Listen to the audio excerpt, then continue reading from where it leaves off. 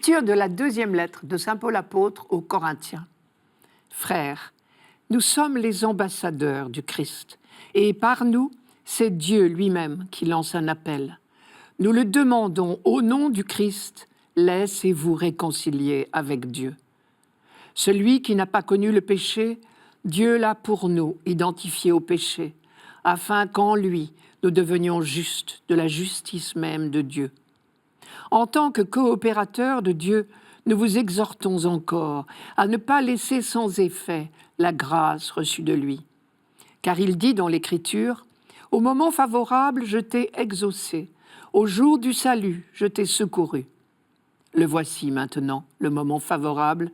Le voici maintenant, le jour du salut. Laissez-vous réconcilier avec Dieu, dit Paul. Mais qui dit réconciliation dit querelle. De quelle querelle s'agit-il? Quand on sait que les hommes de l'Ancien Testament ont découvert justement que Dieu n'est pas en querelle avec les hommes. Le psaume 102, par exemple. Le Seigneur n'est pas toujours en procès, ne maintient pas sans fin ses reproches. Il n'agit pas envers nous selon nos fautes, ne nous rend pas selon nos offenses. Aussi loin que l'Orient de l'Occident, il met loin de nous nos péchés.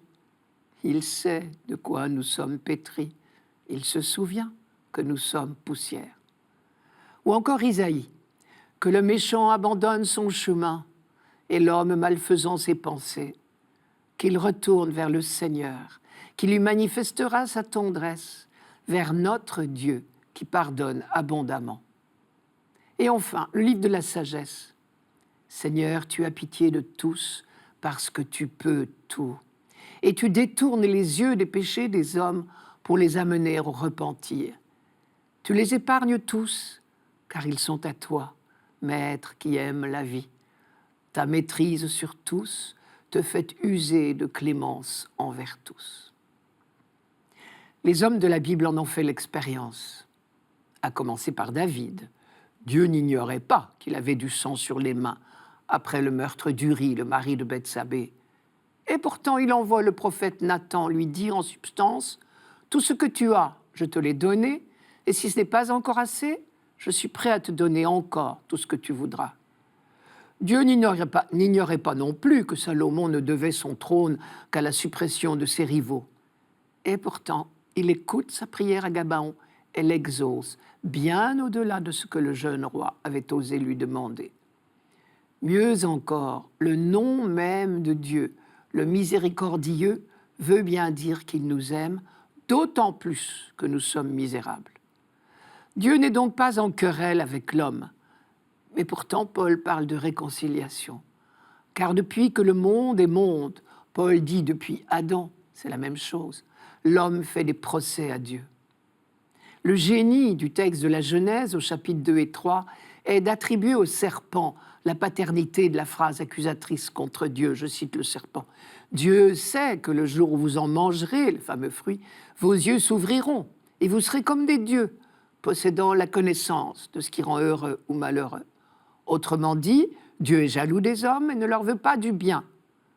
Ce qui est sous-entendu par l'auteur de la Genèse, c'est que ce soupçon n'est pas naturel à l'homme, puisque c'est la voix du serpent. On peut donc l'en guérir, et c'est bien ce que Paul dit ici. C'est Dieu lui-même qui vous adresse un appel. Au nom du Christ, nous vous le demandons, laissez-vous réconcilier avec Dieu. Et qu'a fait Dieu pour ôter de nos cœurs cette querelle, ce soupçon, je cite Paul, « Celui qui n'a pas connu le péché, Dieu l'a pour nous identifié au péché des hommes. » Jésus, lui, n'a pas connu le péché, pas un instant, il n'a été en querelle avec son Père. Ailleurs, Paul dit, il s'est fait obéissant, c'est-à-dire confiant, même à travers la souffrance et la mort. Il a essayé de faire partager aux hommes cette confiance et cette révélation d'un Dieu qui n'est qu'amour, pardon, secours des petits.